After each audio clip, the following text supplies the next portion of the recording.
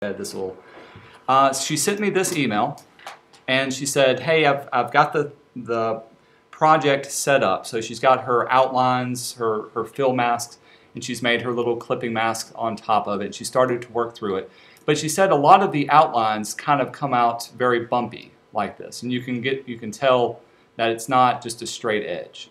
And there's a couple of things you can think about to make it look a lot more smooth. So obviously, if this is a metal can, it needs to have a smoother edge. If it's a glass thing, that glass needs to be smoothed out. And even though I'm not working directly with her, there's a couple of things that if you run into this, you can think about it as well. First of all, make sure you're working with a really high quality image, not something that is taken by your phone. Set your camera to the highest type setting. As it so happens, I can see the size of the JPEGs that she's working with. 4 megabytes, that's going to be a pretty good size image. If this was less than a megabyte, that's a very small image. So I know she's working with a really, really good quality of image. That's where it should be. Anything above 3 or 4 is pretty good. The other thing to consider, make sure everything is in focus. If it's a little bit blurry, obviously your edges are going to be very blurry. They're not going to match up. They're going to have pixelated type edges as well. Make sense? I can't tell the quality of it. I'm pretty sure she took a good in-focus image. So this was her still life that she set up. I do want to see y'all's still lifes, how you set yours up. What does your lighting look like? Did anybody try more than one light source? Put 2 no, just type things? Okay. Do make sure you got good cast shadows, that you got something in the background that you can work with.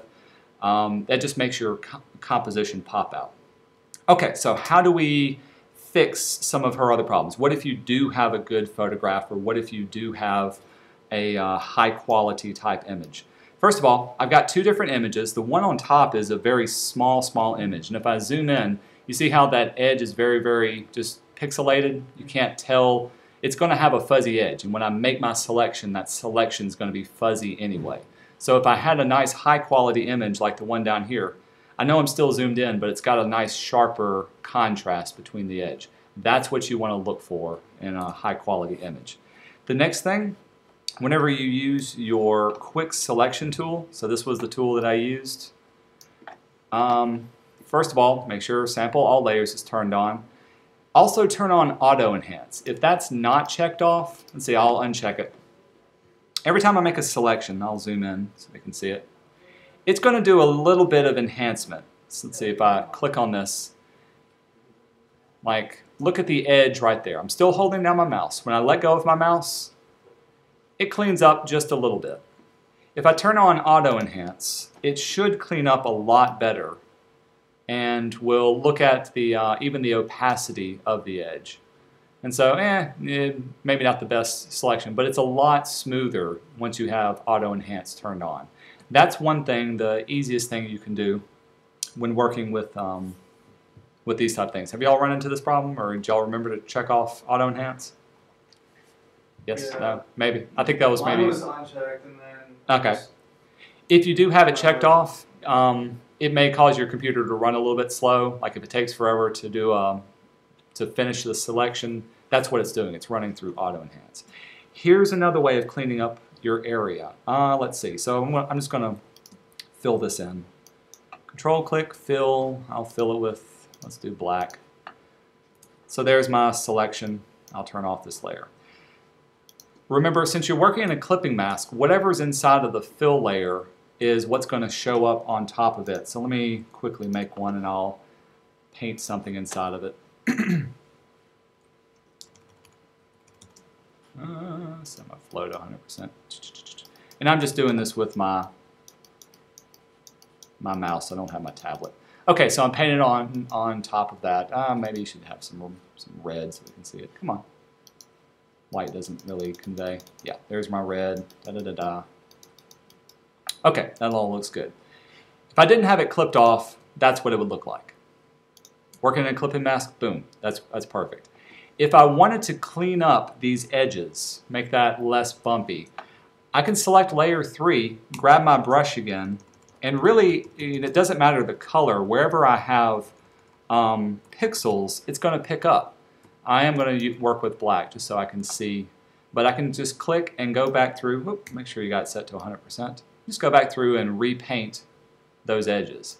If it's a straight edge, remember you can click once, hold down Shift, and click again, and it will connect to wherever you are in a straight path. Wait, that's the shift? The shift, yeah. Okay. For some reason I thought it was the space and it kept doing the hand. Yep, yeah, the hand is good for moving around. Shift, click once, hold down Shift, and click again, and it will draw from there. Since I've got my details on another layer, I don't have to worry about adding on to the edge. All I'm doing is adjusting my mask, and that allows me to work within there. Pretty cool? Mm-hmm. Here's another thing, and I don't like working in this mode because it tends to get kind of confusing. But let's go back to our selection. I'll pull this up. Make a new layer. If you are working in a selection, so I'll click and select that area. There's a mode called Quick Selection Mode, and sometimes people accidentally run into it, and it's this down here. This little button, and when I click on it, or Quick Mask Mode, will turn whatever I have selected to red. And of course, red on top of red doesn't show up too well. If I double click, it should, there we go, bring up my Quick Mask selections. The opacity is going to be 50%. I'll tell you what, let me select an area that we can actually see. Hold on a second, I know I'm confusing you. Let's go down to like here. Boom. I'm going to select one of these yellow petals. Okay. I've made my selection. You see my marching ants? Right? Working in the selection tool. If I choose Quick Mask, it's going to red out that area. I'm working in a different mode. Literally, I can now choose my paintbrush tool, and wherever I paint, I can add on to that selection. See how it's painting red? I'm still working in Quick Mask mode. I can go through and clean up that selection wherever I paint. If I click the Quick Mask mode again, right here, now I'm back into regular selection mode, and you see how wherever I painted red, now it's selected? That's one way of cleaning up your selection, is that Quick Mask. Because it's a little bit confusing, you got to remember that you're working in a different mode. I normally don't like to work this way, but that doesn't mean you don't have to. And so if my edges were not smooth, I can go into Quick Mask, smooth out my edges. I'm intentionally making it bigger. Go back into normal mode, and now I've got my selection I can fill in. Does that make sense? Cool. That's pretty much it. Outside of that, once you've got your edges cleaned up, then you can go back and start fiddling around with how everything looks. Let me show you what Leslie does have as far as her composition. Really, really good. You know, she's working with the local colors. She is changing up some of the colors. This is what I'm looking for. If it doesn't look, I'm not looking for 100% like photorealism. If this is your first time, feel free to make it look very painterly, or even if you wanted to try photorealism. Some of the advice that I'm giving her: make sure you've got drop shadows. Now this is still work in progress, but you can see how without the drop shadows, these hard edges just, it looks like they're cut and pasted right on top. They're on a different plane. Once you add some shadow shapes that are interacting with your background, then it looks very grounded. It looks like it's a part of your painting. Pay attention to how hard your brushes are. So these pears look like they're glass, right? Look like they're very very smooth. If the pear wasn't reflecting so much light, because it's got a nice hard edge, if it was very, very matte, these edges would be very, very soft. And so if you don't want these pears to look like they're made of glass, give yourself a nice soft brush, back up, and make it a much softer transition. Right here, you can tell it's a very soft, frosted kind of glass, very, very soft edge. If I wanted this metal to look more metallic, it shouldn't be so soft of a highlight. It should be a nice hard edge, like you have here, right there. Pretty cool. If the selection was like outside, like the lantern, would you go not the clipping mask, but actually the one that you selected? Yep, would yep. You use the eraser tool? Yeah, exactly. You could use the eraser tool, erase away that. Wherever there's pixels or not pixels, that's what you're doing. You're changing whatever's on that fill mask layer. Let's see if she's got her, yeah. So there's, there's the fill mask and there's the clipping path. Here's where all the details happen. Here's where just the foundation is. Use your eraser, use your brush to clean that up. Another thing I was telling her, if you wanted to make this look more painterly, she's got a great detailed background. I mean, look at those folds. Look how the highlights and the shadows are.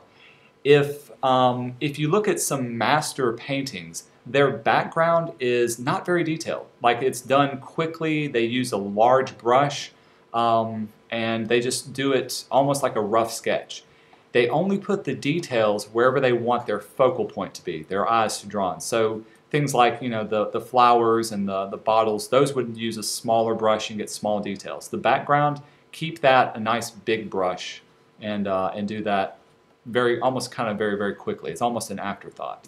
When you saw my painting that I did, I used a huge soft edge brush, painted in the background, just give you an idea of where the forms are. It's only when I got the smaller details that I swap over to a small brush. Cool? Okay, so that was kind of my quick explanation for cleaning up and working through your particular project. Hope that helped you, Leslie.